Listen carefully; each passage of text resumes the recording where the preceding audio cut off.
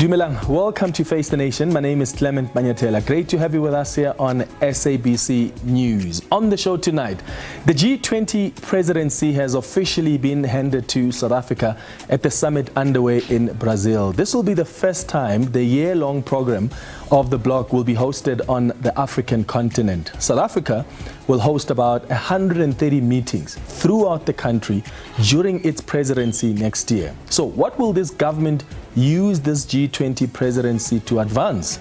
President Cyril Ramaphosa is expected to hold a briefing this evening to explain the plan of action for the year ahead as South Africa assumes this G20 presidency. We'll take some of that briefing live here on Face the Nation. But our first conversation on the show tonight is with the MEC of Economic Development. Since government announced plans to address the food poisoning crisis that led to the deaths of over 21 children, which includes that all Spaza shop owners be registered with their municipalities within the next 21 days, some Spaza shop owners have complained that the process is too laborious and that the 21 days deadline is too short. So how is the Gauteng government helping with simplifying the registration process? MEC Lebogang Maile will join us tonight. Also on the show, what needs to be done to break the deadlock between police and illegal miners in Stilfontein?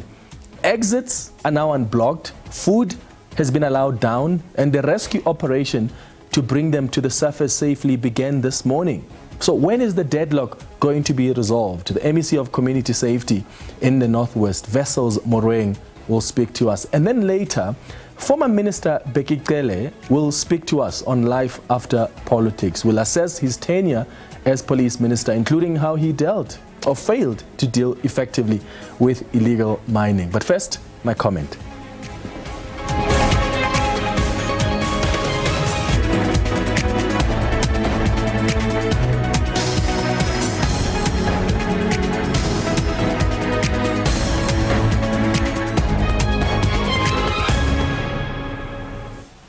So police have decided to allow community members to send food to illegal miners who are still underground in an abandoned gold mine in Stilfontein in the Northwest. In fact, as of this morning, an official rescue operation started to bring illegal miners to the surface. Police believe those underground are refusing to resurface due to fears of arrest. So government seems to be moving from its hardline approach of smoking them out, to quote the minister in the presidency, Kumbuzo Nchaveni. Not only is government now allowing food to go underground, they are trying to find ways to implement this rescue plan. The court did order as well, let's not forget, it did order police not to block exits and allow the supplies of food down there. Here's the police spokesperson, Atlenda Mati, addressing the media earlier today on this issue. We are continuing as directed by the minister with the rescue plan.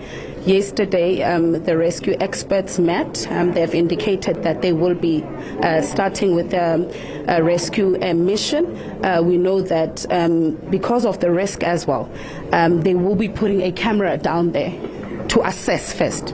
No one can just go down there. They have to assess if it is indeed safe for emergency service to go underground.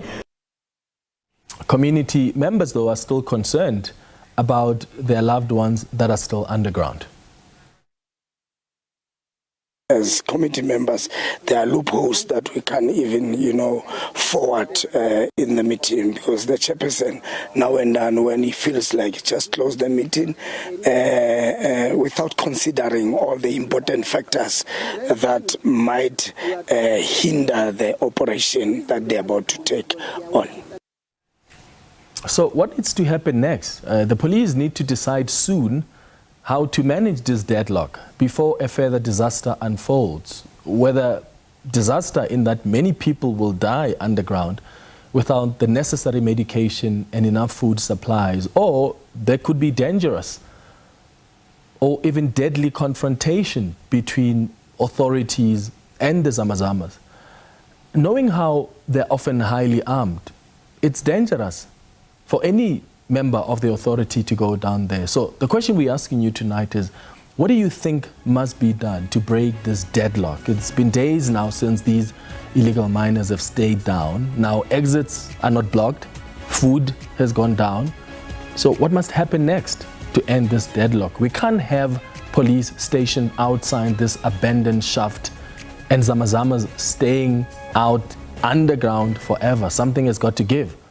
But what has to give? You can send us your WhatsApp voice notes on 078-459-1897. Remember to tell us your name and surname and where you are sending the voice note from. And please keep it at 30 seconds. Alternatively, you can send us an X on @FaceTheNation SABC. After the break, we'll have a conversation with the MEC of Economic Development, Lebogang Maile.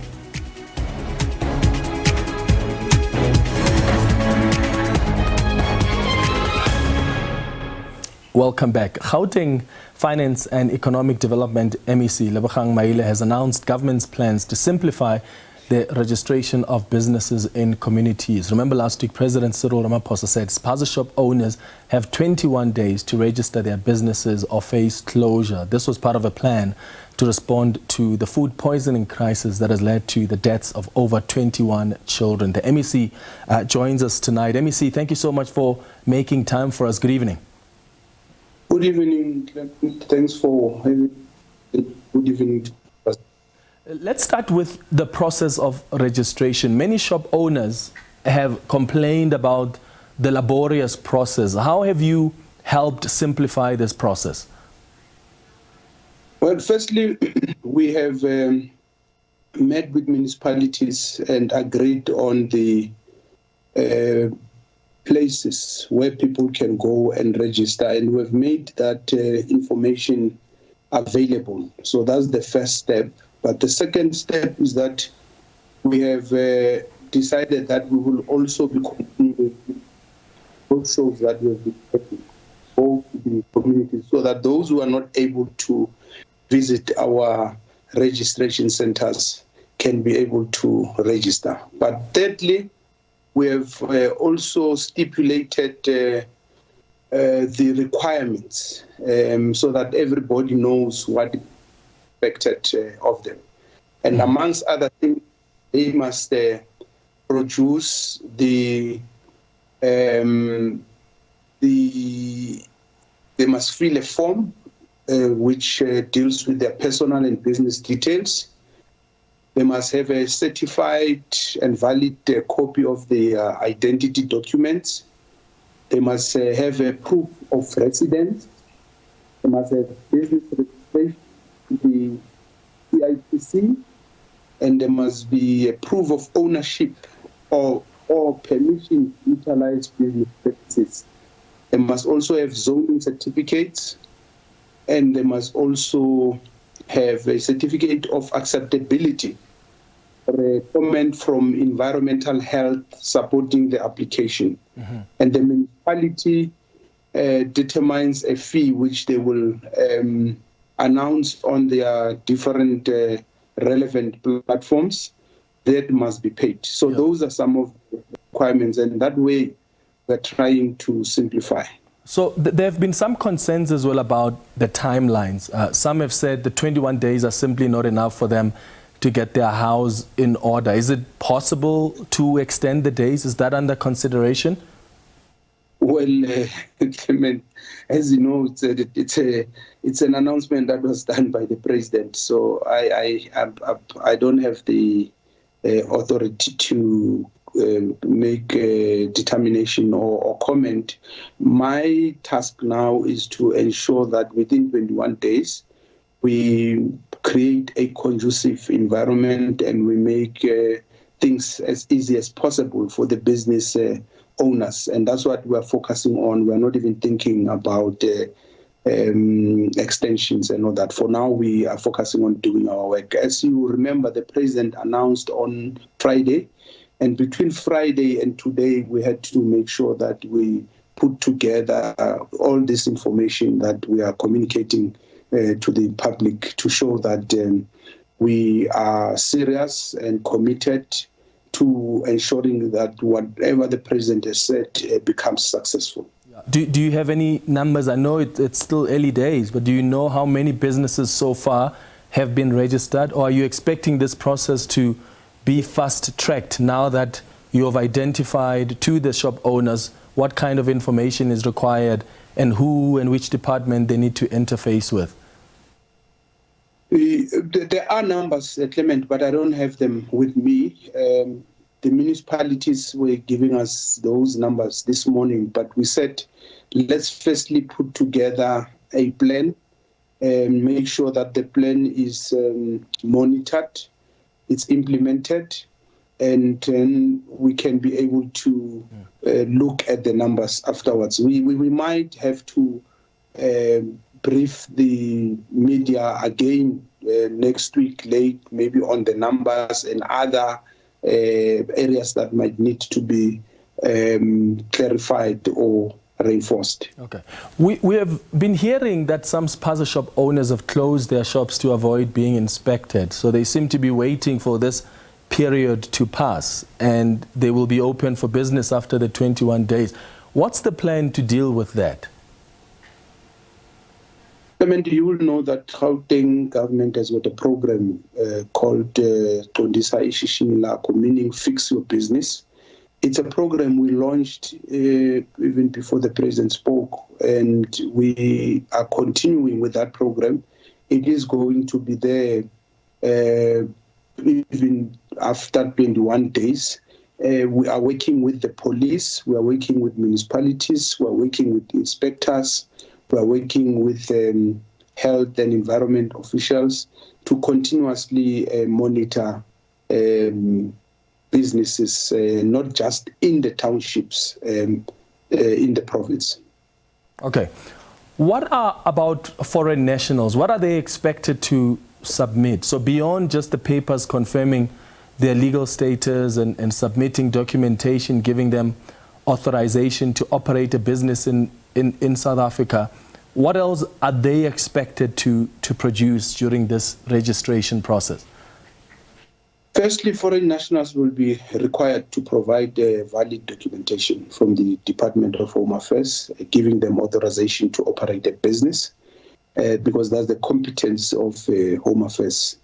And they will also have to get or rather provide what we call a visa or a work permit, and the eligibility of a business visa as part of the South African law. But you will also know that the foreign nationals, or there's a law that says a foreign national must invest a prescribed amount of about 5 million into an existing business or provide a business plan with evidence and all that. So we have said today we would ask that the Home Affairs provide more clarity and further clarity on what else, and would be guided by them. But for now, we are sticking to what the law as we know it, and there might be additional things that Home Affairs might want to impose and would not want to speak on their behalf. But for now, this is what we are aware of. All right, and just lastly, on the 500 million rand in support that the president indicated would be made available, this is not necessarily money in cash, but support for the small businesses. How do people claim for that? How is that going to assist the businesses on the ground? I think I spoke to the Minister of Small Business today, and she told me that they will also be making further announcements on how they will be working with SARS, how they will be working with the CIPC and other national entities, including the details on the 500 million that the president has announced, because that money will be with national government. We might be expected as a province to submit the application, and what we are doing, we are working on preparing ourselves. And as you can see with the plan that we have put in place, we are serious about this task, and we are definitely looking at the needs of the small businesses. On Sunday, we will be meeting with the commercial property owners in the townships, not just the Spaza shop commercial owners. We'll also be looking at other business activities that are there. So we call it a commercial properties imbizo, which will be this Sunday, the first leg, and we will be going to all the regions of Gauteng. And of course, there's an issue of some of the shops that don't meet the building control, zoning rights, environmental health standards. How are the respective municipalities intervening in this regard? The municipalities told us that they are enforcing their bylaws, and if a building is located in a wrong place, they will be demolishing. But if a building it's not in a wrong place, but it might not be zoned, they will help to rezone and fast track the application for that business. All right, Lebogang Maile, the MEC for Economic Development in Gauteng. Thank you for making time for us this evening. We're still watching the developments in Rio in Brazil. President Cyril Ramaphosa is expected to give a briefing following the official handing over of the G20 presidency. As soon as he starts speaking, we'll take that briefing live. But we'll still have that conversation lined up with Bheki Cele, who's the former Minister of Police. Stay with us here on Face the Nation.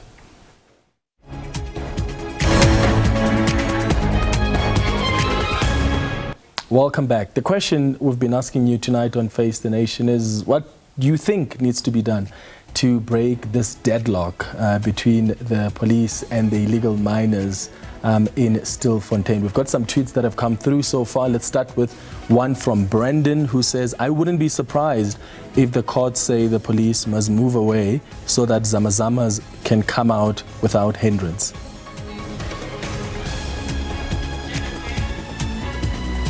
Tacho says the standoff between police and illegal miners in Stilfontein is a complex issue that requires a multifaceted approach to ensure a safe and sustainable resolution. We also have some of your WhatsApp voice notes that have come through responding to what needs to be done. Food has already been allowed to be sent down by community members. And of course, the police have also stopped blocking some of the exits, as also per the court order. So what is really making this standoff continue, and what's going to break it? Here's some of the WhatsApp voice notes that have come through. As South Africans, I think we should support our government and our officials as long they're acting within the law. I think they just need to execute whatever that they need to execute, but within the law. Let's stop this blame game that we always do when it's come to our government in South Africa. Tsepo here. Thanks. Hi Clement, this is AB. This is simple.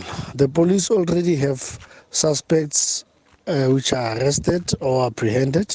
They can gather information from them as to how is the terrain underneath, how many people are armed, send in cameras underneath with robots. From there, get technical team to go and arrest them. Simple as that. Sam Alkotrikopis Clement Dumela. We are technologically advanced. The police must plant a camera where these people are for survey. Indeed, they can be very much dangerous if confronted with raw power. Bye-bye.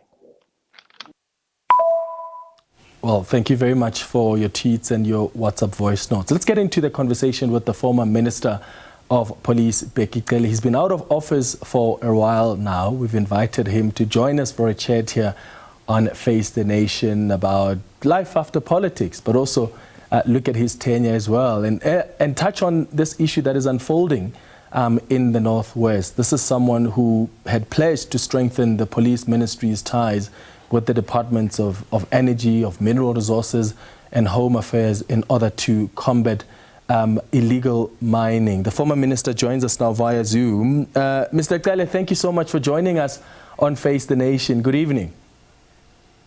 Thanks, Clement. Thanks to the viewership, and thanks for taking me out of my rest and put me back on the spot. Yeah. How have you been since you've been out of government? Do you sleep better at night? Do you miss the job? gorgeous. I'm gorgeous. I wake up in the morning, I go to gym, something that I've missed all the time, and my wife gives me ugly food. She buys scones. She doesn't allow me to eat scones. She gives me food for rapids and all that. Fine. But still some trouble here and there. Some few people phone and ask things. And some communities, they still call and you still answer, but in a more relaxed way. Yeah. And as you're watching the unfolding of issues in the country. Yeah. And speaking of unfolding issues, I want us to maybe start our conversation with what has really gripped the attention of and concerns many South Africans, particularly because it's something that you try to deal with yourself when you were in office, and that's illegal mining. There's a situation unfolding in the Northwest where police want to arrest hundreds of illegal miners that are underground at an abandoned gold mine in Stilfontein, but some of them have not come out. In fact, there's an official rescue operation that started this morning to bring these illegal miners to the surface. What does this situation tell us? Because it's almost like it's a reminder to some of us of how government has failed to deal effectively with this issue of illegal mining.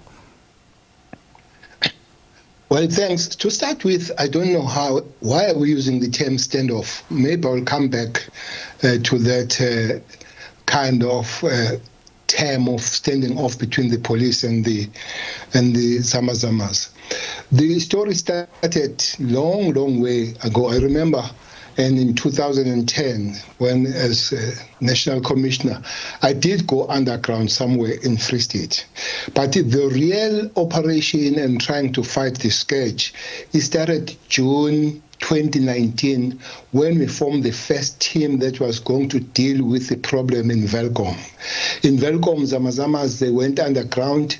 They redirected the water and the electricity to run their operations at the expense of the communities and all that kind of thing. But it continued, and there was a lot of crime around those issues. If you remember what happened with the women that were raped, you remember in the community village there in Kagiso, around those areas, Rivali, when they were running among and between the houses, shooting and all those kind of things, and those dead bodies that they will fight among themselves and throw people out, those young people that were kidnapped by them somewhere at Grule, and one was found dead.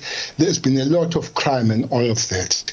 So the president did give instructions to this security cluster, and we were given a lot of money from Kara, and that money had to put all the departments together to find the way of dealing with this. So I'm sure this is part of implementation. When these people were given, one thing that we need to explain on this one of the Stilfontein, the police have started this for some time ago. More than 1,000 people have come out. So those that are staying behind, they're there because they want to be there. More than 1,000 they come out. And maybe one other thing, I think one expert, one analyst said that the difference with the Stilfontein is that there are more of the South Africans. It's not true. There are those that have come out. There are 833 Mozambicans, 331 Zimbabweans, 11 Lesotho, and 7 South Africans. So sometimes experts must have to give the true reflection of things that are happening. Yeah. And indeed, nobody has blocked those people. They've had their choice to be there, and the police have stayed out of the way, and they are sent for the food. What they need to do is to come out, but what I would always support the police to do, as they come out, they must be arrested. Simple. Yeah, but the problem now is that there are many of them that are still underground. I mean, government started off with a hardline approach last week and said, we're not going to help anyone to come out, and we're not sending food down there. We're going to smoke them out. That's what the minister of in the presidency said. Well, one person has since died underground. Is that the best approach? Well, I don't know exactly how I will explain the smoke out, but let's go back, Clement. This operation now of Valumkoti started November last year. But this one of Stilfontein started 3 months ago, and people were given the opportunity to come out. more than 1,100 people have come out of those people. So those that are behind there, is their choice. They would have come up if they wanted to. So they are not trapped. They just don't want to come out. And then if then there is this problem, and indeed, I remember that even before the court, the police has allowed food and water to go up there. And if that goes there, it must prepare for those people to come up. But seeing that they don't want to come out, I'm sure they will use the very same food to stay longer there. And it's not the duty of the police to make sure that they come out. The duty of the police is given by Constitution. Their duty is to enforce the law, not to make the law. It's to protect, to investigate, uphold the law, and enforce it. So other organizations and those people that found their way down there, they must find their way out and get ready to be arrested by the police. And indeed, it can't be the job of the police to take those people out there. They went there for themselves and they come out for themselves. If other people want to help them, let them help them to come out and the police arrest them. Part of the responsibility of government is also to close some of these illegal mine shafts. And I mean, when you look at where they are springing up in the different areas, especially in communities, even where communities themselves have been terrorized, where we are sometimes told that police are even scared. Even during your tenure, we were told some police are scared to even confront these illegal miners. So it appears like government has also failed to do its own duty of ensuring that these mine shafts are actually closed when they are no longer in operation. Well, it's an old story. The committee that we are talking about, that the president instructed that we formed, which was further chaired by the Minister of Police and Minister of Defense, it brought other departments that are not part of the security cluster. Minerals was one of those departments that they came in. So there is a shared kind of responsibility when it comes to this. For instance, closing those old mines is not the job of the police. It's the job of the Department of Mines and Minerals and all that. They'll have to continue to do their work. And this matter, I agree, is temporary, can't be permanent, that the police are there. But when they move to criminality, for instance, when they begin to rape women, when they begin to take over the houses of people, when they begin to slaughter the sheep and cattle of the people and take the meat underground, that's criminality. Police can't stand by and watch when criminality is happening. But things like closing those, budget to close those, the owners and the department will have to help the police at the medium and long term. But at the present moment, there's a criminality that is taking place. So the police are invited to respond to any form of crime that is happening. Okay. I want to move to something else now. I mean, you've had some time now to assess your tenure as police minister. So I want us to be fair here. What's the one thing you think you were able to make a positive impact on? And what's the one thing you think that you failed to do? Clement, maybe not pointing the figures, but let me tell the story. The security cluster was disintegrated, completely disintegrated. You remember the National Commissioner was fired, the head of Hawks was fired, the head of PSS was fired, the guy that is the head of Hawks at the present moment was fired. Almost everybody was fired at the police. And the numbers of the police were dwindling, were not allowed to grow altogether. They moved from 2010 from 195,000 to 172,000. So you had to rebuild those those people. And you have to rebuild those structures within the South African police. Hence, we went to the president and said, President, it can't work. Give us the numbers. And we are glad that at least for 3 cycling years, 10,000, which has got nothing to do really with fixing the number even up to this point. But people were appointed. We had a permanent head of police, permanent head of Hawks. You must remember that the head of crime intelligence was suspended for 8 years, which means crime intelligence was without the head for 8 years.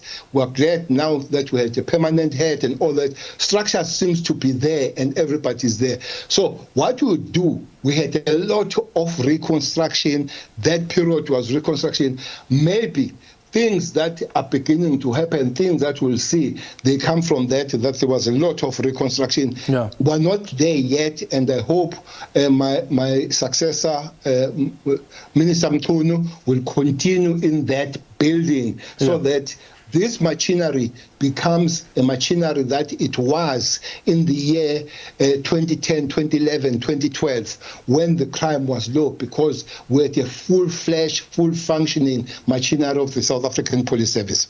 And what have you failed to do? Come again? What have you failed to do? What's the one thing you were not able to do? Well, the few things that will give me the sleepless nights still do is a gender-based violence. That really does give me, though we try to work on it, on the DNA laboratories were fixed and all that. But those two things, the gender-based violence and the high level of murder in South Africa, that does give the sleepless nights. And I hope that one day we will be able to deal with that matter. Remember, Clement, if you go to your crime stats of 2010, 2011, 2012, at that time, we reduced the murder almost to 15,000 a year. We have gone back to the 1990 figures of 27,000. It's doable. It can be still done. We just need to put our ducks in the row and everybody work together and everybody put the shoulder on the wheel. It's doable. It can still happen. But you ask me what gave me and still gives me the sleepless night is a very high level of abuse of women, GBV and F, and the murder of people, especially women and children. Why did you not appoint a Hawks judge? I saw the EFF, in fact, recently releasing a statement accusing you of blatant sabotage of justice and accountability for failing to appoint this judge for nearly 2 years. What was the explanation behind that? Because that left the office paralyzed. It was unable to finalize any findings of corruption or misconduct for an entire financial year. It's interesting, Clement. You know, there is not a single entity that falls under the police that doesn't have the head. Not one. All of them. Your IPID, your Hawks, and everybody. Why did it take long? It's because Judge Homo refused to go. He said he wanted to stay longer. Just imagine if I said to the President, I have something outstanding, let me stay so that I finish those things. That's what he wanted to do. When we tried, we did try to appoint the judge, and I don't know what happened to the judge. After a week, the judge resigned. So we had to go to the Chief Justice. We sat down with the Chief Justice. We resolved the matter. By the time I left, the judge has been then appointed. Not a single entity of the South African police, whether it's Syria, whether is a Hawks, whether it's DNA, not one that has no head as we left there. And maybe it's nothing wrong to give the man the bells where it's due. Yeah, so we must give you the bells. So, but here's the question though, even if someone is refusing to go, I mean, if their tenure is done, it's done. You still have to take authority and draw the line in the sand as minister and take a decision to push them out in order to have somebody else come in? I did. I appointed the judge, and the judge resigned a week after. Maybe ask the judge why did she resign, and then we had to go to Zondo. We sat down with Zondo, we raised the matter and all that. So if that judge has not resigned, we would have appointed the judge earlier on. But we did appoint the judge, and the judge resigned. Mm-hmm. So when you were police minister, there's a lot that you had to deal with. Obviously, you deal with dangerous people. You deal with dangerous organizations, there's gangsters involved, you name it. When you leave government, having occupied a position in the security cluster, do you leave with some of the security detail? How do you often deal with even possible threats, if they do exist at all, from enemies that were made in the job? I've been really misinterpreted in one interview I did on this one, that I said I'm scared. I'm scared of nobody, Clement. I'm scared of nothing. And not only now, even when I was a minister, there were a lot of times where I will do things as I'm called. For instance, in the house, I don't stay with the security. I did not stay with the security guys, especially in my hometown in Durban. There will be things where we are called. We just get in the car and we drive off. As somebody said, I'm driving a Skorokoro, the old Cressida. I didn't even know that Cressidas. I know I'm driving the car that I think is a car that gives a good performance. I'm driving Jeep 5.7 liter, and that's a Jeep Lombard 4-wheel drive, so I'm fine. What you are saying, what you are asking now, maybe that's an issue that will need to be looked going forward. What do you do with the people that have dealt with those kind of people? If you look in Western Cape, Clement, there is a very high level of arrest that has happened in that place, and all those people are in court as we speak.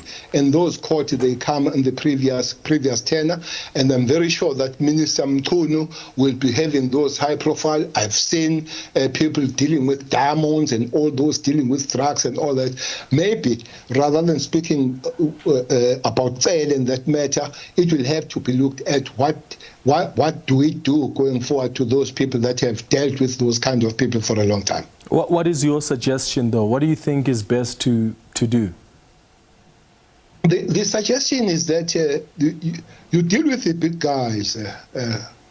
Clement, you really deal with the big guys in many facets of life. The underground, as you know, that in Cape Town is a lot of underground. There is this new one now of the mafia, the construction mafia. You deal with the taxi industry. You deal with zamazamas. There is this question that keeps coming of what do you do with the level 4 and 5. By the way, there are top guys that were in Cattleville, 10 or 8 of them that were arrested, who are driving these short cars, the top cars and all that, in living in the houses where all furniture was imported and all that. I don't know why those things are not told, are not known and all that. And I know for sure that the Hawks and the specialized units dealing with these matters are going up there. So you don't deal with small guys as you move around dealing with these things, especially at the level of the minister, I guess also at the level of National Commissioner and his lieutenants, where you really deal with top guys. You deal with guys, I think he's still in prison, the guy called Barra, who's charged for the death of 19 bodies and all those kind of things. He's a king of extortion in Cape Town. Those are kind of people. So maybe talking about the present situation will be really trying to have some tailism. The horse has been bolted on that level, but I think it's a matter that must be discussed going forward. What do you do with those people that have been brushing shoulders with those kind of people all their life? Do you think extending security beyond the office for those in service during the who are in the security cluster, who are dealing with such dangerous matters, state security? Do you think extending security for them could be the answer? For me, I'm fine where I am, but if you ask me, we'll have to, those that are there, they'll have to look at that. If it happens, it could be even assessed, Clement, go to assessment if that is so. By the way, I had an opportunity to request 3-month extension as my previous, as my predecessor before me did ask that. He gave it. I did not ask it to that 3 months for extension. I had the right to do that. I did not do it. But looking at it going forward, I'll really support it.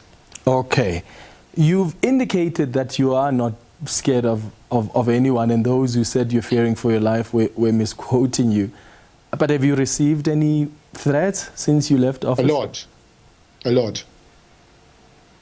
And how do you deal with those? Do you report them to the police? Do you have enough security? Yes. Some I report to the police. I've seen the cars that are following me, and I've reported, especially if you speak with the provincial commissioner here. At one time, he sent the people in the house at about 1:00 a.m. because there was a break-in in the house and all that. But I have reported that to especially to the provincial commissioner.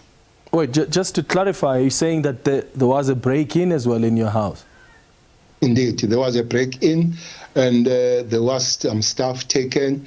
It has been in the SP13 of Durban North Police Station, and I fetched it about 2 or 3 weeks ago. But the stuff, fortunately, those people, though they are not arrested, but somebody looks like as he left the house, encountered the police and the private security and threw that stuff away, and then we were told by the police that the stuff was found, and it was in the SP13 of the Durban North Police Station. Okay, so with all of this happening, you still say, well, I'm not fearing for my life, I'm not scared of anyone, because what you are really explaining to us this evening seems to be quite nerve-wracking for you and the family. Yes, family, you always feel for the family, kids and the wife, but some of us personally, you go there knowing very well that this is not jobs for roses. This is not job for flowers. You can take the easier job if you really want to carry flowers away. So is a package of the job. It comes with it, and with a full understanding, by the way, Clement, that this is not permanent. They're not going to be a minister until Jesus comes back. At a certain given point, the president or your time and yourself will find that you have paid your dues, and you go home. And kind of job that you are doing must tell you what happens in the particular time. Hence, I'm saying, if you ask me, going forward, we'll have to be better prepared for those that are in the space of security. But for now, some of us that are there, we're fine. Yeah, and speaking of paying the dues, do you still have it in you to pay some dues? So if you were called back in government, do you still have capacity for it? Well, I don't know what it is about capacity. I've got energy. I go to gym. I'm fine. I have all my energies. So like before, I never said I want this job. If anything happens, I'll look at it. I'll sit down, assess. I'll go through the family, work with the family, and we'll find it. If it is still doable, it will be. But I'm absolutely feeling good. I'm absolutely very satisfied of the present moment, though there are many things that as a South African and a person that has been there, sometimes you really feel when you sit down. I watch a lot of TV, Clement, and sometimes you really feel that things could have been better than what you see. You see, when you hear that 18 people, 15 of them are women, have been shot, as an ordinary South African, you must feel for that. Sometimes I feel it as an ordinary South African. Sometimes I feel as an extra could have been done maybe to prevent such things and all that. Yeah, I've got to let you go, but I want to quickly take this moment to also ask you about some politics there in KwaZulu-Natal. I mean, your party, the African National Congress, is really facing some challenge on the ground, including many other political parties from the MK party. What's being done there in KwaZulu-Natal to try and retain some ground and protect more members from joining the MK party, or the MK party spreading its influence across that province? Well, that's an MK party to respond. But for several times, I've been in the office of the provincial commissioner, not provincial commissioner, provincial secretary, Tatumtolo, including the regional secretary of which is my original region, eThekwini, where I was a chair for 2 or 3 terms, and we won it decisively and all that. And we all agree that we'll have to go back to the basics. Is a renewal, as you know, that the ANC is doing, but there are some few basics to do. Maybe it's enough, it's adequate to say so, that you analyze, you realize your shortcomings, and you work on those shortcomings. And I can assure you, the leadership, national, provincial, and regions, especially the region where I am, who are working on those basics. All right. Bheki Cele, the former Minister of Police, thank you so much for joining us on Face the Nation tonight. After the break, we are going to keep a close eye on what we are expecting in Brazil this evening. The president is expected to hold a briefing to chart the way forward since the G20 presidency has been handed over to South Africa. I'll bring in my colleague Sophie Mukwena to talk to us about the significance of this handing over and what we can expect in the coming year as we expect that briefing from President Cyril Ramaphosa. Stay with us here on Face the Nation.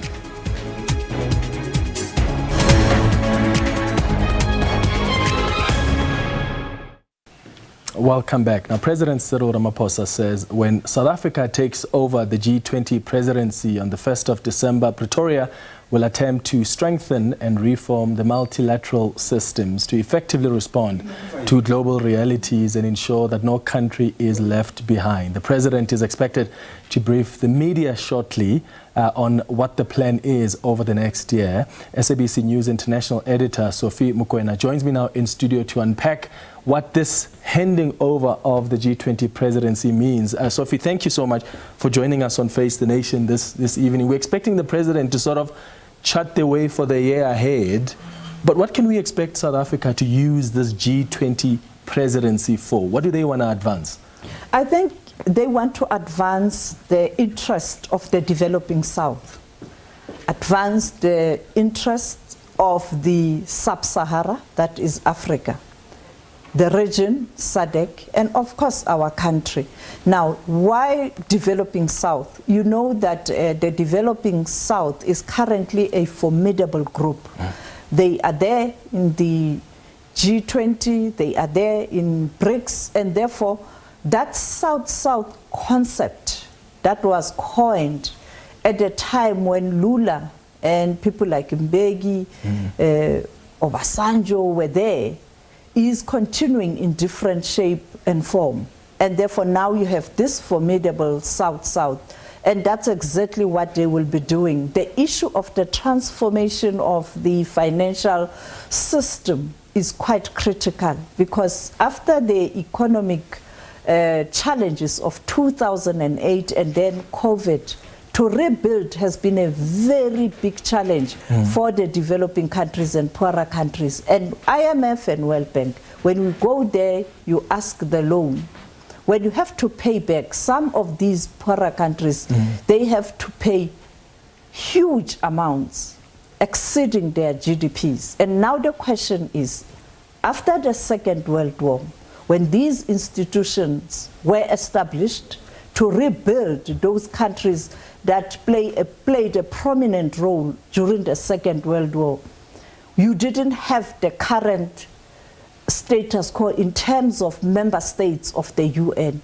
And therefore, it cannot be business as usual. You have to transform. The world has evolved. Yeah. Is this an opportunity for us as well to start, as South Africa, lobbying some of the countries, the so-called P5 in the United Nations Security Councils? Because when we talk about the transformation of the multilateral institutions, you can't leave out the United Nations Security Council. Does this offer us that opportunity? It does, but you know, the strange thing is that even our friends within the Security Council, when you ask them to support us, some of them are not upfront in terms of supporting us. America always say that they support developing countries. Yes, they've agreed that there should be restructuring or transformation of the Security Council, but they say without veto powers. What's so the point? What's the point? And then you have Russia, you have China. Yes, they support, but remember, Brazil wants to be in. So you know, it's a very difficult one, but I don't think we're going to see the transformation of the Security Council anytime soon. And with Trump at the White House, I don't know. Yeah, I don't see it too. Okay, so South Africa, as we hold this G20 presidency, will be hosting about 130 meetings throughout the country during our presidency next year. What opportunity does this give for South Africa? I think you'll be able to showcase your provinces, because some of these meetings, as we start perhaps somewhere in March or February, you will allocate some of the meetings to provinces. Your smaller provinces, it will be gathering of perhaps technocrats planning. Your bigger provinces, such as your KZN, your Western Cape, you can even allocate those meetings for bigger departments such as finance, that is treasury, that is going to play a big role, including your DERCO or your foreign affairs in terms of other countries. When you have ministers of those departments around the world, members of the G20, perhaps you may decide when you have a gathering of ministers of tourism, you would take it to KZN as a tourist destination or Mpumalanga for your big five, so you can be able to ensure that all 9 provinces are able to benefit and you are able to showcase your province. But Gauteng, it's a powerhouse, small, but in terms of influence, this is the largest city on the continent, largest GDP. Gauteng some of other countries can't even match the GDP of Gauteng, and therefore you have facilities. Therefore, the main summit will be at the Sandton Convention Center, I guess. All right, Sophie Mokoena, thank you so much for your insights. Please keep watching SABC News. The president expected any minute now to address the media and chart the way forward. So as we continue with this G20 presidency, what's the plan? What are we going to use this critical position to advance in the coming year? Thank you for watching the Tuesday edition of Face the Nation. We'll be back with you on Thursday at 8 p.m. Have a good evening. Cheers.